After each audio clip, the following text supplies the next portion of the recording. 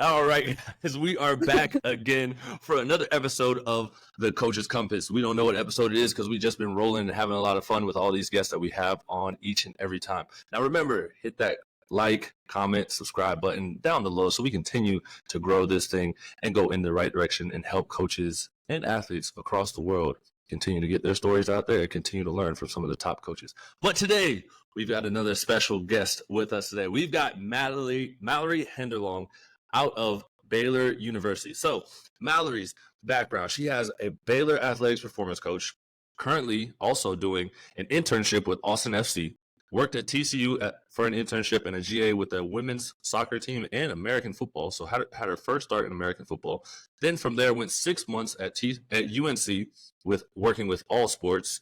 Then from there, she also played soccer at Eastern Illinois University before she transferred over to Spring Arbor University. She is originally from Crown Point, Indiana, but now living in Waco, Texas. So, yay, Waco. Welcome, Mallorie. Yeah, Waco. Thanks good for old Waco. Me. I'm excited for me. You know, some of us call it wacko, but yeah, it is. So I drove through Waco one time and stopped at what is those silos or whatever the thing is, the Magnolia. Yeah, that's really the only thing we're known for here. Yeah, I stopped there. I ain't seen no people like me, so I had to get up out of there quick. Yeah, Waco was a culture shock for me growing up right outside Chicago and then being in a metroplex of Dallas-Fort Worth area, and then UNC, like, you know, you kind of have the triangle, Raleigh, Durham, Chapel Hill, and I came here and there was just cows and I was like, what's going on? So you're loving Waco so far. It's a good distance between Austin and Dallas, so I take it. And I have good people here, so anywhere's what you make of it, right? That is true. So what was the transition like for you from going from playing to now on the other side of just like coaching and being around athletes all the time? Yeah, so I guess kind of like the background of like my journey through like sport and then into performance training. I played soccer basically from the time I could walk. My grandfather actually started my high school soccer program, and then my mom's siblings, my two aunts, or my aunt, and then my two uncles went on to play in college. So I was the first grandchild. Like, there was no option and question what sport I was going to play. Like, my family literally has this book called Soccer for Dummies. So when you marry into our family and you don't understand the sport of soccer, like, you get handed this book and you're going to figure it out real quick because it's just like ingrained in us. And I was like a pretty like average soccer player, kind of like as you mentioned. I went on to play in my college years, but never had a dream or a vision to like play after that. You know, I did it because it's fun and something I enjoyed. And towards the end of my like college career, I found myself like in the weight room way more than I was on the field, like trying to perfect my craft. And I went to a small NAI school, didn't have a strength coach, but I grew up in a performance training facility, like a private sector. And I started going there when I was, I think, like 10 or 12 years old. And my performance coach at that time still works there, now he's my high school brother's performance coach. And when I go home, like, that's who I train with. So we have this I'm 26 now. So 16-year long relationship, and this person who played a pivotal role in my life, like not only from a athletics performance standpoint, but just from my growth from a little girl to a young adult. And I just remember one day I was like sitting in my dorm room, not sure what I was going to do with my life. And my parents had always been telling me like, you should be a strength coach. And I'm like, no. And I just looked back on my experiences with him and how I felt like God was calling me to serve and mentor young people. And strength conditioning just so happens to be the platform that I get to use to do that right now. So I guess that kind of like speaks into like how I got in this field and my like passion for the career. But it's definitely kind of a transition going from like playing sport all the time to now I'm just like coaching this one aspect of performance and helping athletes in the weight room or on the field. And I think there's a part of me that still like yearns to be an athlete. And I find that like in my own training, I can still train in that manner. But also there's just like this competitive edge and this like dog mentality that I have inside of me that comes out, and like I'm seeking excellence in all that I do. And I think I try to encourage my athletes to do the same. That's awesome to have a coach like that still has a dog mentality. Yeah. You think you can go out there and still beat some of your athletes? For sure. There's like some days where, you know, I'm out there and they know that. And I think that's something that as a young coach, I still have the opportunity to train at a level that these athletes are training. And I don't take that for granted. And I've had really, really great mentors, and my current director here at Baylor, like, always instills that in us. Like, do your field work, get on the field, do your dynamic warm up, do your speed work, do your acceleration work, like, train like you're an athlete, because one day we're going to be older and have kids and we'll be grandparents. And I still want to be able to do all those things and get down and up off the floor. So yeah, there's definitely days where I'm like, give the girls a hard time, and I get out there and like run right alongside of them or get the soccer ball out and like show them what's up. What was it like for you, stepping back? I mean, you get into the world of strength and conditioning, and you going as an intern and as a GA. And for a lot of people over here in Europe, they don't essentially know what that's like, to take like a very, very to minimal, no paying job and having crazy hours. What are your hours like, and what was it like to go into that position? Are you asking about my internship, like my first internship, or the one I'm doing right now? The first one. I know that right now is a little hectic too. We'll talk about that in a little bit. Yeah. Okay.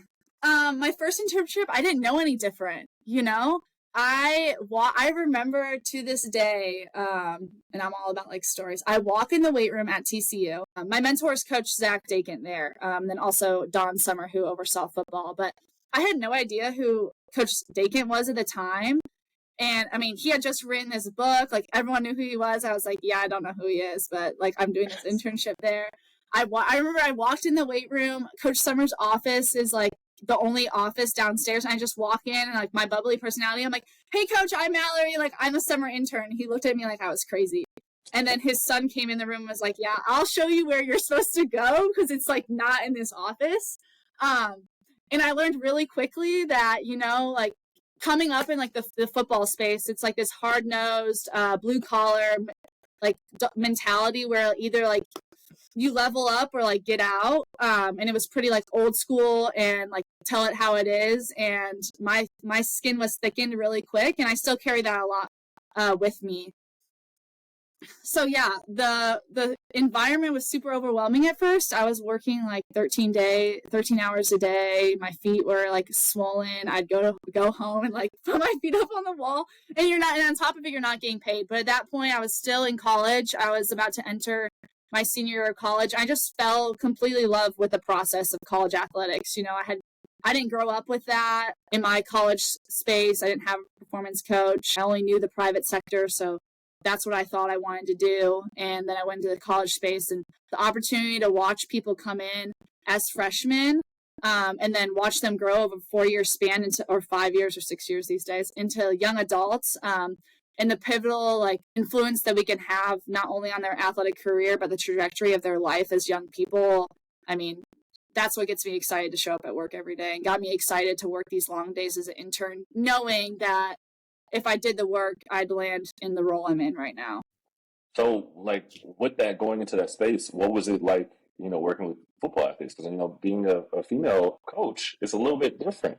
You know what I mean? Like, did you gain the respect right away, or how did you earn, like, these guys' trust to, like, know that, like, you know what you're talking about, and actually to give you that opportunity to coach them? Yeah, I think it just goes back to, like, I'm super thankful for Coach Don Summer, and then also Coach Gary Patterson, the head coach at the time. Like, they welcomed me with open arms, and there was never like, oh, you're a female. It was just like, I'm a coach. And then I think they did a really good job of making that clear for the guys. I mean, there comes the hiccups, but there's hiccups with any athlete you coach, male or female, and I always try to remember the way that my athletes react or handle situations are like not dependent on their sex, but it's more a reflection of like their upbringing and their life experiences and how they've learned to handle situations and interact with people around them in environments they've been in. So there was definitely hard moments, but I had a great support system and people that welcomed me into the environment with open arms and uplifted and supported me. So you go from TCU all the way to North Carolina, now back to Baylor. What is that move around like, and how tough is that on you? I mean, you're a former athlete, right? So you're used to, picking up and going, playing games, different places and all that stuff. But like, that's a big move, because a lot of like you're going from internship to now a 6-month like at UNC, and then like from there you get to Baylor. How did that work? It just comes to the territory, and I think that I had it goes back to my mentors. Like, they did a really good job of laying out the reality of this career, and that it's going to take some jumping around. It's going to take some really hard, like gritty years of just doing the work and building a really strong foundation. So I was super excited to embark on searching for jobs when I was a GA at TCU. Like, that was super exciting. Finally, like, I'm interviewing, like, you know, my dreams are coming true. I'm going to be a strength coach. And I had the door slammed in my face so many times. And now, to kind of get off topic, but a piece of advice I always tell our interns is, like, take every job interview and take it as a learning experience and a networking experience. So there's people that told me no when I was a GA that now I have a relationship with because I sat on that Zoom call with them all those years ago. And now they're recommending me for other jobs, or they've reached out to me for a job at their institution that they have open more recently. But yeah, and then the position at UNC I interviewed for, they called me and they're like, yeah. And I remember my mom just so happened to be in town visiting me that week, and she was leaving 2 days later, and I got this job. And then you know how it goes, like, you need to be there in 2 weeks. And I just remember laying on my couch sobbing because, like, TCU is where it all started for me. Like, that place, like, holds such a special place in my heart, and those athletes hold a special place in my heart because they were the first people I got to coach, and they and the coaching staffs, like, trusted me to, like, lead them through this pivotal time in their lives. So I just remember sobbing, one, because I was so sad to leave, and two, because I was just so full of excitement to embark on this journey at UNC. And then being at UNC for 6 months, I knew it was going to be a short time period. I was supposed to be there for 11 months, but this opportunity at Baylor presented itself. So I always look back on that time and wish that I could have been more intentional during my time there. I kind of knew it was going to be a short-lived thing, so I feel like I didn't necessarily, like, pour into that space as much as I could have. And I think something, as I've become more tenured in the field, is, like, being where my feet are and really pouring into the space I'm at. So then, yeah, now I ended up at Baylor. When I first got here, I had intentions. I'm like, I'm going to be super intentional in this space. I want to see this freshman class through. I'm 2.5 years in now. Year one was really hard. I came into a transition period, brand new coaching staff on the soccer side.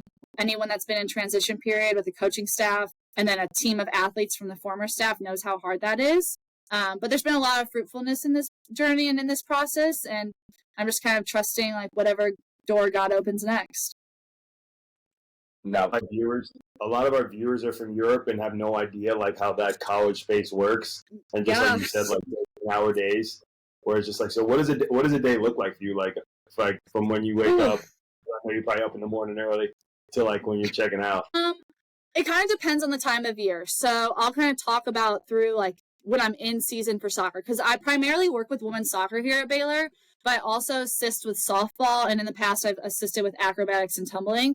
Typically in the fall, softball is out of season, so we lift in the morning. So lift is at 6 a.m. Typically I'm rolling into work like 4:45, 5 o'clock to set up the weight room, to set up any conditioning we have on the field. So yeah, I'm up and primed at like 4:20 in the fall, and I'm at work all day. Finish up softball session. Usually I'm like, all right, time to eat breakfast, whatever. We have great resources on our campus, student athlete dining hall. Staff can eat there. So I try to, like, join in fellowship with our athletes and staff. And then a lot of work at my desk or my computer, like programming, answering emails. I handle our sports science or our GPS for soccer. So kind of just catching up on things around that. And then really my mind shifts to soccer, and soccer only typically, like when that midday point hits and there's meetings regarding like plans for practice, plans for athletes rehab or treatment or their return to play process. And then that 2 o'clock time hits, I'm out at soccer practice. I'm running the warm up before training begins. I'm on the field at training, either partaking in something and athletes return to play, assisting our managers in any way that they may need, or running like a live session in our Catapult GPS system. And then after training is usually when we lift. And so then we head into the weight room, get our lift in if we have a lift on that day, and then kind of start winding down for the day and checking through my like to-do list of any things I need to clean up before I head out for the day. But my day could also look completely different than that. So you just never know. What time do you usually leave then? It depends, because usually around, if we have practice at 2, I'm probably, and I have nothing else after that, I'm leaving the building around 6:30. But say we have a match and the match doesn't start till 7, like 11 p.m., midnight. By the time, like, the game's over, everyone's done seeing their families, we got the GPS data downloaded, I've got the report to coach, there's been conversations, we've had our meal, and all the athletes are at the building and taken care of. 4:45 until 12 p.m. Then you gotta wake up again. Do it again. Okay, that doesn't happen that often, but there are days. There's been days, but honestly, and I have to kudos to my director, Chris Roof. He does a really good job of there's definitely a work-life balance to a degree. What is work-life balance working in athletics? I don't think it exists that here, or there's something in regards to work-life balance. He does a really good job of letting us get out of the office and fill our own cups. Because I always say for myself, if my cup's not filled, there's no way I'm going to be filling anyone else's cup. So yeah, that's got to be tricky with that. I mean, there's a lot of hours spent there. Also, you're in a college space too, and right now college athletics is going wild. Obviously, we kind of only really know the football side of things. I don't know if it's the same for soccer, athletics, and all the other sports that you're working with. Is it as intense in that space with the transfer portal and NIL deals, kids coming and going all the time? Is it are you guys feeling those same repercussions that are going on right now that college football is feeling? Yes and no. I think that I always say that my best ability is my adaptability. And so I just am continually thinking about how am I going to adapt in this space as the space continues to adapt and evolve. We definitely utilize the transfer portal, and it's definitely prominent. I think that a lot of coaches kind of have this mindset now of, okay, how can I utilize the transfer portal to get people into this space that already have college experience and have already gone through the hard first freshman year and are used to managing their workload when it comes to courses, and then also managing their friendships and relationships and the social life that comes with college. I don't think it's to the degree that is in football or the basketball. NIL is not as big. Those things are prevalent, but not to the level and the severity that you're seeing in those sports. So then, working with your sport, how hard is it, or just we'll say women's soccer, how hard is it to program for a whole team that are playing different positions and stuff? We're talking in season, out of season, return to play. What does that go like for you? Yeah, that's why I have a job, or else anyone would be sitting in this seat, and anyone could do it. And I think there's clearly a science and a craft to it, but there's a million ways to get to the end goal. And so the approach I have is probably completely different than other people's approach. I actually am rereading a book right now called Football Periodization. I'm talking about soccer, the real football. Whoa. But and a lot of that is driven by the fact that I'm doing this internship right now in the professional side of soccer, and just how do I bring ideas from that space into the college space that I naturally is completely different, and we have a different schedule. So, but this book really dives into the components of a soccer match and how there's transition, attacking, and defending. And then you look at attacking, there's building out, and there's scoring, and defending, there's disrupting build out, and there's disrupting scoring. And then you look at the actions of soccer. So there's within that, there's passing, shooting, dribbling, dueling with an opponent, heading, but within all those are your basic actions. So your horizontal acceleration, deceleration, your vertical deceleration and acceleration. The basic action, training the basic actions is my job. Okay. And then training the muscle actions that support those basic actions is my job. So I think about our muscle actions as our front squat and our RDL, and our bench press. Our muscle actions train our basic actions, and our basic actions make up our soccer actions. And that's basically what this book lays out. And it's been a great reminder of me that soccer is the start point and the end point for me. And if anything else in between overrides that, then I have the wrong mindset, that I'm just what I do is just one piece of the puzzle, and our athletes are here to play their sport. They're not here to be Olympic weightlifters or power lifters. They're here to be exceptional at soccer, and my job is to prepare them for the demands of their sport. So in that, it looks like a lot of different things. And sometimes I had to like check my ego and put my ego aside and recognize that soccer trumps all most days. And my job is to prepare them to complete soccer actions to their best of ability at a high intensity and a high frequency. Because whoever does that is likely to win a soccer game. Now, there's a lot of luck that sometimes goes into it, and unfortunate events, and you have to score goals and disrupt the ability of scoring goals. But so for me, or here at Baylor, out of season, we train 3 times a week in the weight room. That looks like a lot of different things. Then in the summer months, our athletes are gone for 10 months. They have a summer, or 10 weeks, 10 months. 10 weeks, and they have a summer packet that they follow. Yeah, that'd be wild. They have a summer packet that they follow where they lift either 3 or 4 times a week. They have their speed, acceleration, conditioning. Also, a bunch of them are off playing in like summer soccer leagues or have jobs and are being college kids. And then they arrive back. Our athletes will arrive back on July 10th. So a month from today. And we'll have a 3-week period leading up to preseason where there cannot be, it's voluntary. So all of our ladies will be back though. Voluntary training with myself. We'll do all of our speed, acceleration, conditioning, strength training, and then they'll hold captain's practices. So our sport coaches cannot coach them during that time.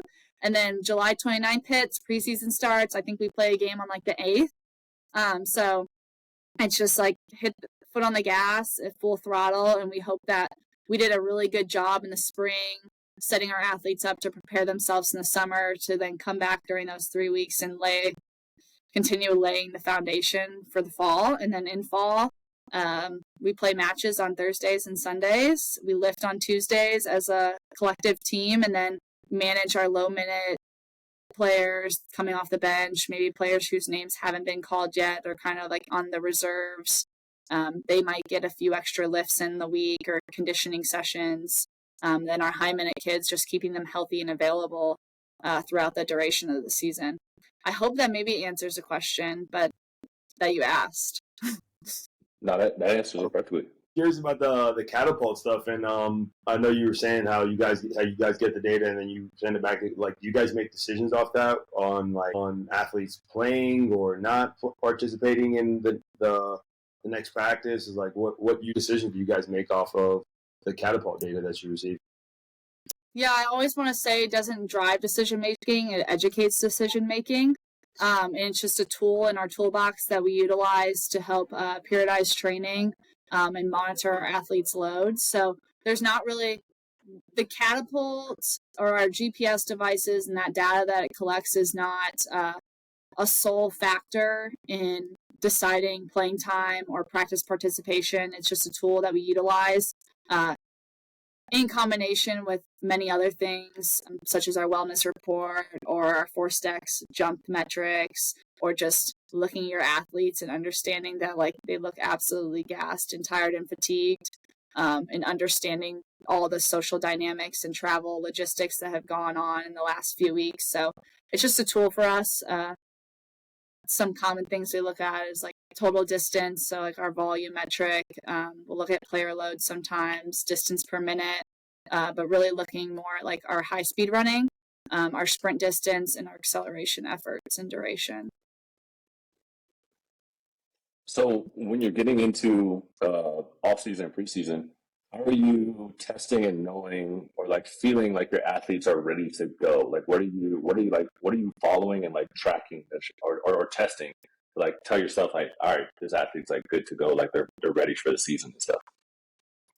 Yeah, you always want that validation as a coach, right? And as an athlete that like, oh, I'm ready to go. Like I'm primed, I'm accelerating fast, I'm sprinting fast. I just passed this fitness test. And then I think more recently I had this realization, I knew this, but I always want to see the numbers, and I want to make sure like as a coach, I'm providing a training program and I'm being checked that our training program is progressing in a positive manner. My athletes are getting stronger, my athletes are getting faster, they're more conditioned, but then they pass our fitness test and then they step on the soccer field and can't withstand completing soccer actions for 90 minutes. So I think it's a twofold thing. Yes, our testing is important. So testing that we do is we'll do a 10-yard acceleration test with timing gates, pretty straightforward, simple. We'll also do something to test like top end speed or max velocity. So I utilize a 20-yard build, 10-yard fly, again, have our timing gates out. We also can monitor both of those metrics, like miles per hour and meters per second when it comes to, or meters per second when it comes to acceleration and speed on catapult in like real time during practice or games or in our training sessions. And then for conditioning wise, we utilize the yo-yo intermittent recovery test level 1. We test that usually beginning of preseason time, and then also in the spring sometime after we've gone through a few weeks of training. And again, that's just kind of where are athletes at, where were they last year, where are they at going into preseason, just a general basis. And then in the weight room wise, I truly don't believe in like any 1 rep max testing. Our athletes know that if you feel good on a given day, and we're kind of like in a maximal strength block, or we have sets of 3 or sets of 2, and you want to rip a 1 rep max, let's go for it. And because one athlete may feel good in one day and the other athlete feels like crap on that day. So I kind of give them the freedom and the autonomy at certain points in the year to have the opportunity to kind of max out, so you say, on certain movements that we complete in the weight room. But outside of that, and then our last testing is we utilize the force plates through vault. We do right now simple, just counter, hands on hips, counter movement, jump. There's some other testing that I want to dive into, but I try to keep it simple. I think everyone wants to go crazy with testing and test all these things, but what is that testing telling us? And are we truly tracking it over an extended period of time? Is it influencing decisions that we're making when it comes to the structure of our training programs? And ultimately, is it truly helping our athletes be better at their sport? I mean, that's because every coach wants the validation. You know what I mean? That's why they're testing and all that stuff.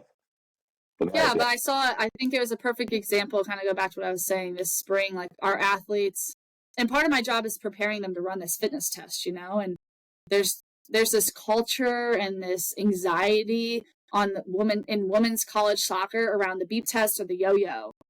And everyone gets like this arousal around this test and having to pass this test. And I'm thankful to work under a soccer coaching staff that doesn't put so much pressure on it. It's more so like, hey, this is just a measure of where you're at. It's not, oh, you're not going to get to wear your jersey if you don't pass this test. You don't have a roster spot, because that's the reality for some people. But we saw it this spring. Girls absolutely killed it on this yo-yo test. And then we had a match a week later and people looked tired and fatigued. And it's because we weren't conditioned to play our sport. We were conditioned to run a fitness test, but we hadn't played enough soccer and intensity that we needed to be playing it at. When you were speaking to like the actions in soccer, what does your preparation look like for like progressing them from off season to in season with those with regards to like soccer actions, I guess that change of direction or agility aspect? Yeah, I think looking at our spring semester is probably the most pivotal, where I have the most influence when it comes to true performance training in the weight room and on the field. That's when I have the most time with our athletes. So we really start, and I'm big on keeping it simple. I always tell our girls, and they'll repeat it a million times after me, like, just do simple savagely well. So kind of like the structure typically of a week for me is like Mondays are acceleration day. And then there's probably like an upper body lift in there somewhere in the week. And then later in the week is like our max velocity day. But we just start really simple. We do a lot of like, I implement some like speed drills, whether that be like our A march or A skip, and that is more so just like teaching our athletes where to place their limbs. And then we can get more into like our little fancy 2-step projection with a med ball to work on acceleration and like broad jumps and things of that nature. But really just like keeping it simple at first and then progressing into like more advanced things. And I always try to remember that our athletes are coming in, their training age is super young. A lot of them haven't had exposure in a weight room and haven't been taught how to run efficiently before. So I have to like take a step back and make things really like simple for them. And I know like common injuries in women's soccer is going to be ACL and ankles, right?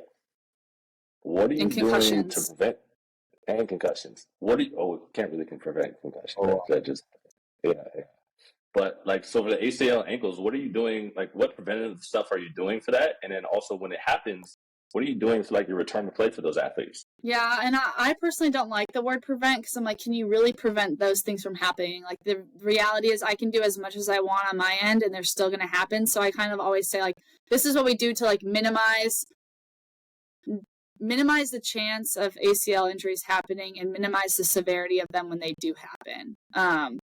Because if I can set an athlete up with a really firm foundation and they still tear their ACL or sprain their ankle, but if they have a firm foundation, their return to play to the field is going to probably go a lot smoother and a lot quicker. So it looks different for every single athlete. I think at Baylor, I'm super thankful to work as part of a health and wellness staff that values collaboration. So there's a lot of hands in the pot when it comes to an ACL return to play. There's myself, our athletic trainer, our PT, and ultimately the doctor that performs the surgery. But right before surgery, our athletes spend a lot of time in our athletic training room with our athletic trainer, working on getting swelling down, gaining range of motion. Once they have surgery, they spend like the first week in bed doing really nothing. Then they're in the athletic training room and with our PT, again, working through range of motion, have a lot of like on table exercises. But then we have this mindset here between our PT, athletic trainer, and myself that like we want to get them in the weight room as soon as possible and get them back in the training environment as soon as possible, because there's definitely like a mental and psychological component of being injured. We want them to feel back to their normal and back towards like working towards a goal in athletic development. So what people would think is rehab, we just consider training. Like rehab is training. So even if it's exercises that you typically would see in a training room, like heel slides on the wall or like mini band glute bridge, like our athletes are going to be doing those in the weight room. That's going to be a part of their training program. And then as it progresses, usually around like that, as they progress, then they're doing like upper body and core exercises or pillar strength exercises with me. And then we get into more like unilateral strength training when we can start using that surgical side.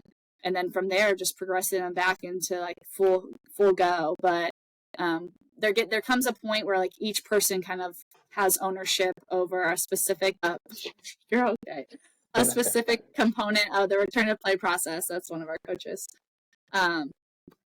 But yeah, usually it's like a 6-month process. We have an athlete right now. She's at about like month 5. So now she can start doing some change of direction.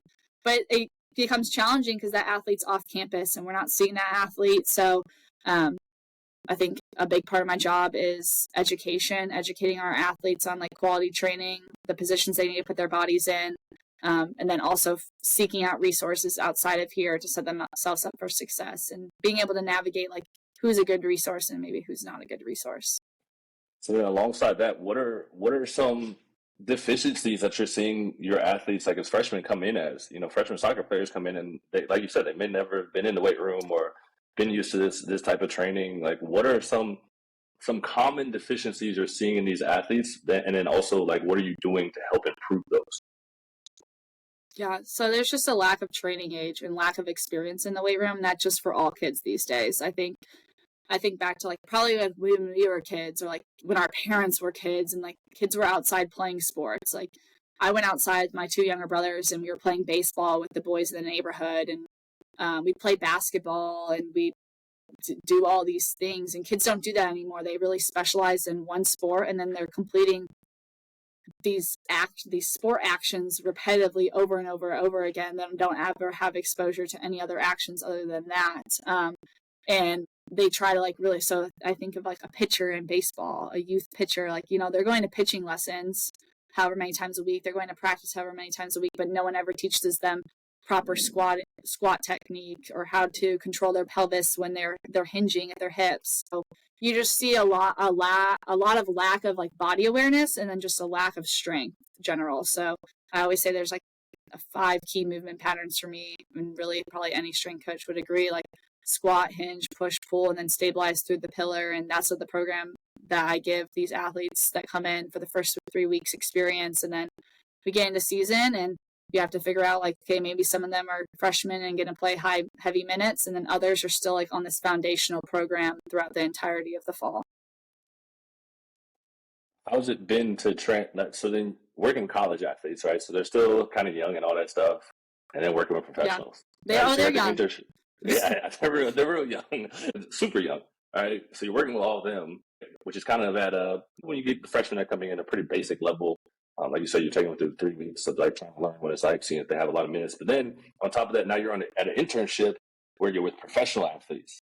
What is the difference between them two, and then what are you learning from the professional side now? I'm learning so much. That's such a loaded question. I could probably talk about it all day because it just excites me. And there's so many things that I'm like hoping to be able to bring back into this space to like make this space better and uplift it and be better for our athletes. But I think the biggest thing that stood out to me, and this was like on day one, in regards to the athletes, is like they know what they need for their body. They know how to take care of themselves for the most part. I mean, you're always gonna have people that you like need to hold their hand and encourage them to do more when it comes to caring for their body. But before training, you'll see these guys in the weight room on the turf doing any of their what you would think of as prehab or activation exercises. They show up for treatment and are not late, and they are there on the table getting their massages, and they're getting in the cryo chamber, and they're drinking their recovery shakes. I mean, again, you're holding some people's hands doing these things, but a lot of them understand that this is their job. And to do their job, they must have a healthy body that's available to play their sport. So that's probably the biggest thing I see. I think especially in the older population of these athletes, they're not taking any day for granted. Yeah, I think that's great advice right there. Just at the end, like you said, not taking it for granted. Like if you really want to get to that level, you've got to kind of continue to do what the greats are doing. That's like not missing any days, not showing up late, not having your coach have to hold your hand to get your recovery shake, and doing whatever. It's hard as a freshman. Yeah, we all know. I mean, we all look back at our freshman years and thinking, dude, that's our first sign of freedom. Like, I'm going to do what I want to do. But it's also awesome to have somebody like you there that's seeing both sides of things and being able to bring that back. But then at the end of the day, where's Malorie headed? Like, where's Malorie in this whole grand scheme of things? Where are you going with everything? Yeah, so I think in the past, I would have told you there's a certain title, like job title or a certain institution, organization that's like, this is my dream job, this is where I want to be. But more recently, especially since I've been in Austin doing this internship, I just realized like I'm actually chasing an environment and I'm chasing a vision. And I think I have a pretty clear vision of like where I want to go, and I'm just being patient and actually like letting God lead me in that and open the door. And then when I recognize it's the right door, I'll step through it. But yeah, I'm chasing an environment that fosters like harmony and collaboration amongst the staff and like fosters growth. And with that harmony and collaboration, there doesn't mean there's not going to be tough moments and that people aren't going to call you out and going to challenge you to be better. That's where like growth happens. So yeah, I would love to be in a leadership role one day and continue to influence young athletes, whether that's in the college setting or the professional setting. Right now, I'm just kind of chasing some cool life experiences and an environment with people that push me to be better each day. I love it. And I know you said one piece of advice you had earlier was to take all those interviews. What would be your next piece of advice for all coaches getting started in this industry, and even for the coaches over here in Europe that are trying to, break into that professional side like you are, or even trying to get an opportunity over there in college in the States? Yeah, so I think kind of to go off what I said, networking is the biggest piece. Everything is who you know, but I think it's also important to be intentional in who you choose to network with. Your network could either set you up for success or could take you down a road of no success at all. You want to make sure that the people you're engaging with and you're doing business with are people who share common morals and values as yourself. That doesn't mean that their coaching philosophy is not going to be different. And it's important to surround yourself with people whose mindset is different when it comes to training and philosophy and are going to challenge you to think outside the box. But you want people who have a strong character and a character like yours and whose name like people get excited to talk about and are proud of and acknowledge as someone that they would go and work for and work alongside of. And then the other two big things for me are just adaptability and being collaborative. Like, can you navigate the dynamic and evolving landscape with ease and like embrace the hard moments? I haven't always gotten that right. And then being collaborative, like fostering a team-oriented environment that encourages growth and welcomes new ideas and vulnerability. So Let's go. Hey, you speak like you're our age. You know, and you're young in the game, but I see you doing great, great work. But before we end this thing, we got our final 90-second round. All right, so it's 90 seconds, Oh, no. one-word answers. Yeah, I didn't prepare you for this part. Yeah, I probably should have like listened all the way through one of y'all's podcasts so I knew this was coming. One word? Did you just listen to me talk? One word is really hard for me. Yeah, I know. That's what I heard best for the one. Okay.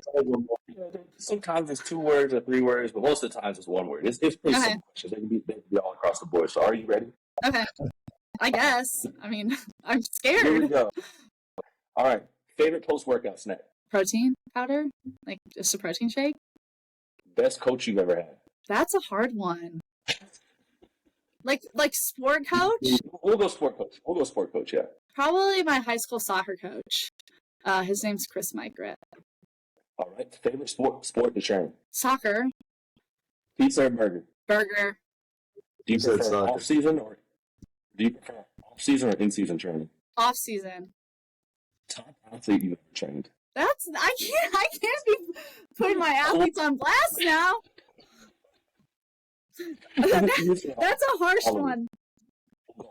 It's okay. All of them. Your favorite exercise? Probably to clean. What is your number one flaw as a coach? This is a hard question. These are the types of questions they ask you in an interview, and you're supposed to know the answer to, right? My number one flaw. I've done plenty of interviews. I probably talk too much. All right, last one. Would you rather be in an octagon with a gorilla, tiger, or a bear? Can I say none of those? Probably a tiger. We lost it.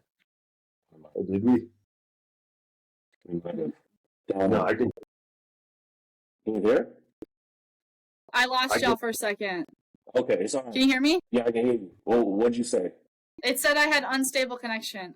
I said, can I answer none of those? I said tiger, though. Tiger. Okay. Tiger it is. And that is the end. I want to know y'all's answer to that question.